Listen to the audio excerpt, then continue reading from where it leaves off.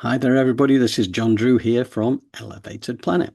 And Jolie Gabrielle here from Elevated Planet, and we'd like to welcome you to today's show. And John is going to tell us more about it. Last week, we began our exploration into the hidden secrets in Antarctica through both Darius J. Wright and the hypnotic regression revelations from Sarah Bressman Cosme. Well, this week we go deeper still, this time with Dolores Cannon and Elizabeth April as our Antarctica and Inner Earth tour guides as we unfold the most incredible of journeys. And we have some very empowering messages in this time of the Great Remembering. And yes, there is a lot to remember because we've been programmed to forget. Yes, it's true. And don't forget your cranial retention helmet, as this show may well blow your mind and we don't want to have to clear up the mess.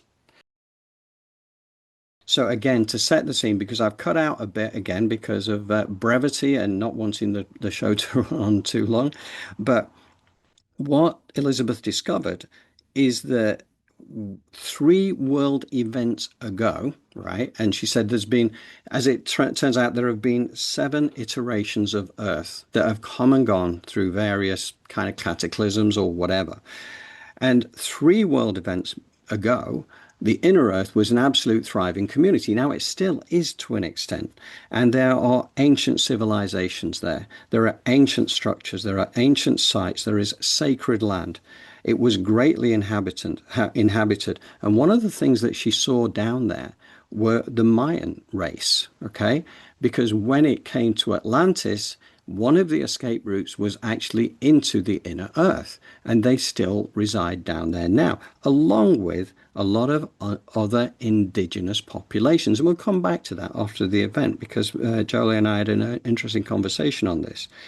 As well as many extraterrestrials, there are ancient technologies, and the governments try to prevent knowledge of its existence. Anyway, that is now just leading us into this second part, so I'm going to shut up now, and I am going to transfer screens, and we will move forward. Bear with me a second. So then, right? So then I'm like, you know what? I really didn't see much about this ice wall and this like these other lands or continents. So why not go into the hole? Like, why not just like creep around a little bit, right? So that's what I did. I'm just gonna read off my notes because I don't remember all the details. Restrictions around, yeah, okay. Oh yeah, okay. So this is what I wrote down. Restrictions around inner Earth opening are getting released. And I don't know why, right? But it seems like there was a lot of restrictions. I'm just repeating myself now, but it seemed like there were a lot of restrictions around the whole of inner Earth, and now they're getting released. I also want to mention, I know it's going to sound crazy, but I'm just going to put it out there because I saw it as a possibility. Strange creatures possibly escaping from inner Earth in Antarctica. And I specifically saw like flying creatures. So they could potentially look like more prehistoric flying creatures. They could potentially look like mythical flying creatures, like maybe like dragon-like type creatures, or like, I don't know. I don't know what they would be, but there's a potential for species to escape or to leave inner Earth, which is fascinating.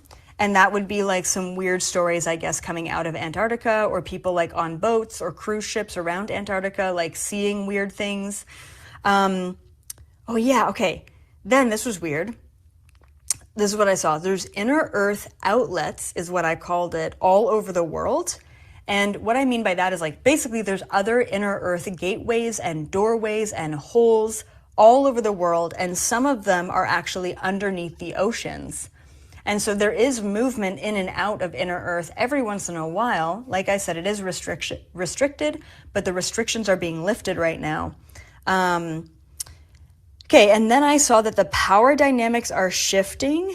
The old world is falling, and people are being distracted. Oh yeah, that's right. Okay.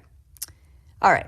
So before I get here, I want to talk about this being that I ended up meeting in the inner Earth community just today when I remote viewed it. So I go down this hole, right? And I'm taking a look around, and I wanted to talk to someone who could maybe provide answers about inner Earth and about humanity and about what's going on right now. And I've ended up meeting this being called Nasani, is what she called herself, Nasani, Nasani. And she, oh shoot, I actually have a picture of a very similar looking being. Hold on, let me go get it. Okay, this isn't her, but it looks similar to what she looks like. That's kind of what she looks like. Not exactly. So anyway, her name is Nasani, hybrid elemental Syrian being. She was down there, and then she was talking about how everyone is distracted by looking up, and they're all forgetting about their history. That's what she said. Everyone is distracted by looking up. And she was kind of referencing like cosmic disclosure from above. And she's saying that we're forgetting about what's always been below us, which is this huge inner earth, hollow earth community and civilization. So then I asked her, right? So then I get into a conversation and I start writing down verbatim what I'm asking and what she's responding with. So I'm just going to be reading from my notes. I said, why don't you guys just show up? Like point blank, like why don't you just sort of come out and say, hi, we're here. Here's what she said. It was so fascinating. Contamination. She said that they're really worried, like they've been down there for so long, and then I guess up here has been getting so bad that they can't actually come up here because of the amount of contamination. And when I asked her what she means by contamination up here, she said the air and the frequencies. The frequency contamination and essentially the toxins contamination, like their bodies could not handle it. So she said that they could come up, and it is something that they have talked about, but they would have to be in suits or some sort of protective gear, and it just wouldn't be the same. And I just thought that was so fat. Like, what an interesting answer of like, why wouldn't you just show yourselves, you know? Like, you want us to know about you, so why don't you just show up? And she's like, it's too contaminated. And I'm like, damn, we got to clean this planet up. Okay, then I had to ask, are there land masses being hidden from us? Because of the whole ice wall theory, and then like these continents or land masses beyond the ice wall, I had to ask her, are there land masses being hidden from us? And she literally said, we are on one. Being like essentially implying that the Antarctica landmass is being hidden from us. Like we're on one right now that is being hidden from us. I thought that was also a very interesting answer. So then I get into the nitty gritty, right? I have to. I said, do you have hope for humanity? Like straight up, do you have hope for humanity? And she said, surprisingly, more than ever. So nice. Then I said, right? Then why does it seem worse up here? I'm so glad that you have more hope than ever, but why is it worse than ever, right up here? She said, that is only what you are being led to believe, that it's getting worse here. And I'm like, okay, I'll take it. But also that makes sense. Like we're feeding into the narrative that it's getting worse, and behind the scenes, things are shifting. And they being the shadow government, they don't want us to know that things are shifting and they're getting better, and like the ascension is here and it's unstoppable. Anyway, I will not rant about that. Then I asked, are you connecting with the governments at all on planet Earth? Like, wouldn't you think, right, that a giant inner Earth civilization would be talking with the governments or the shadow governments up here? And she said, they try to keep us quiet. So obviously they know about each other. And obviously now I realize the underground Antarctica military base is right beside the giant hole of the inner Earth opening. That is the mystery. That is the intrigue. That is the conspiracies, right? That's the cover-up. That's the no-fly zone, is all that. So she said they try and keep us quiet. So then, she did say On top of that, we do work with alternative organizations for the benefit of humanity. So then I said, what is one big thing that you're working on right now, right? If she's saying like, oh, we're working with other organizations for your benefit, I kind of want to know, what are you working on? You know, how are you helping? And then she said, disclosure. That's what they're working on right now. Disclosure so that you know the truth. She said, we have the knowledge and, oh, this is so fascinating. Hold on. She said, we have the knowledge and wisdom to bring you back to your original DNA blueprints. And then she said, before the fall. So let me just read that again. We have the knowledge and wisdom to bring you back to your original DNA blueprints before the fall.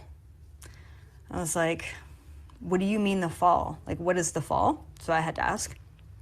She said, this is fascinating. Take it or leave it, guys. All right. This is just relaying information.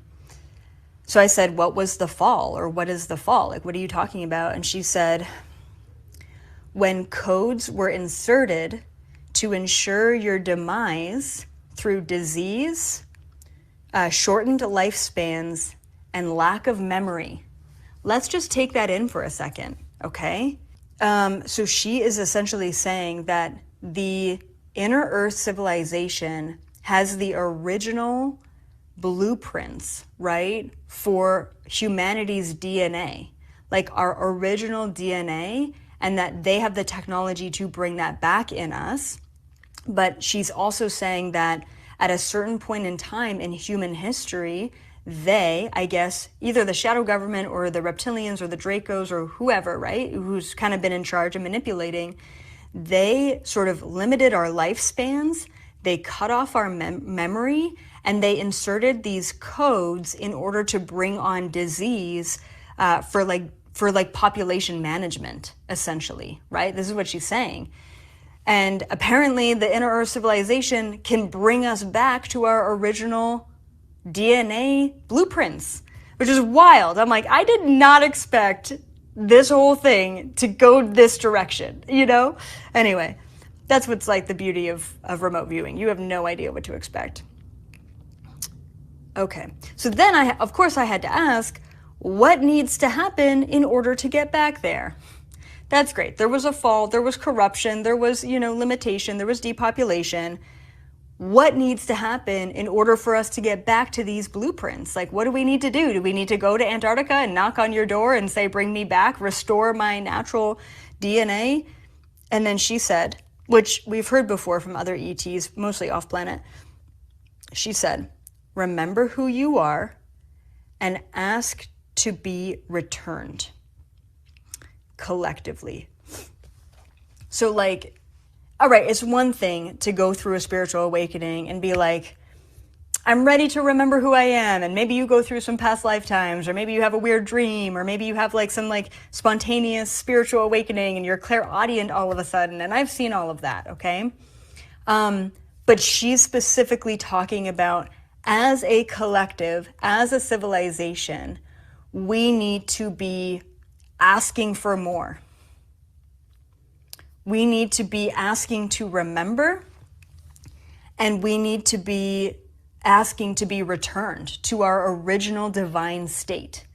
I think that there's a lot of information here for us to sit on. I think it's really important for us to realize that, yes, disclosure can come from above, but we also need to realize that disclosure can come from underneath us.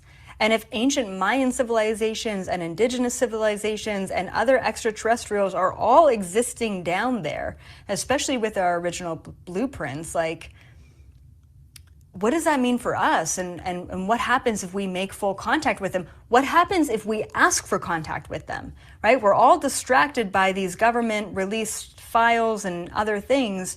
But what if it's just a giant distraction also away from the Inner Earth civilizations, and why isn't that a conversation that we're having more often? And I truly believe now, looking into it, that that is the greatest cover-up in Antarctica right now. That is exactly why there is a hidden underground military base right there, right?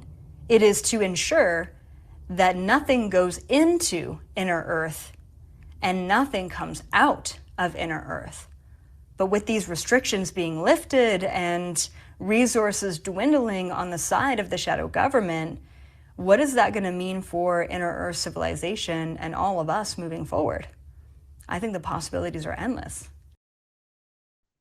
Fascinating stuff. I love this. And again, coming back to the point that I kind of highlighted there, which is about the work of Drunvalo Melchizedek, which we've covered in recent weeks as well. Talking about the evolution of humanity and the fact that the frequencies are rising.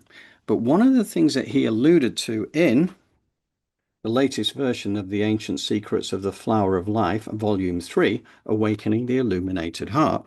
And again, you'll have seen this on that video, and I'm gonna tag the video on to the end, or I might put it in the details below as well, so you'll be able to catch up with that video if you want to look at it in more detail, because it is fascinating. I'm going to just read you this very short passage. Drunvalo says approximately 6,000 years ago, nearly all pineal glands in human brains experienced memory loss, resulting in a worldwide phenomenon.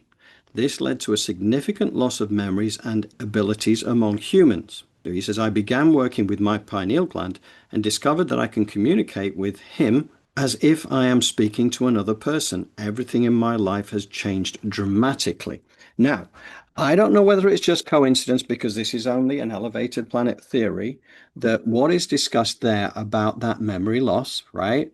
The closing of the pineal gland does exactly that. Now, we're getting to a time where everything is coming back online. How exciting is that? We know there's been some skullduggery in the background. We know we're supposed to actually live arguably for as long as we choose to live. That is the way we're going to be ultimately heading. So none of this, 80, 90 years old typical existence kind of thing. This will be a choice about when we choose to cross over. But first, we have to raise our frequencies. We have to get to this back to what our original DNA blueprint, right? And that is really where it gets exciting, because the fact is we have to ask for that collectively, and Jole will help us with that. Now, a couple of other things that I wanted to mention about the holes, the portals all over the world. Now, I saw this image, and if you've researched this subject before, you might have seen this image before, but I'm just going to call it up, so just bear with me a second. Right, this image here, the hollow earth, fact or fiction. And I just find that what I like about this, it actually aligns with, that first section we did with Dolores, Canon with Bob. There was somebody before Bob in that same chapter, and that was a larger section, but where she first started to find out about, the Agartha side of things, the hollow earth. And then the last piece by Bob was getting into the detail. So Bob's piece was kind of really fantastic. But that person who was also under hypnosis was talking about the city of Shambhala. And you'll see right there is the city of Shambhala, okay? Right over here.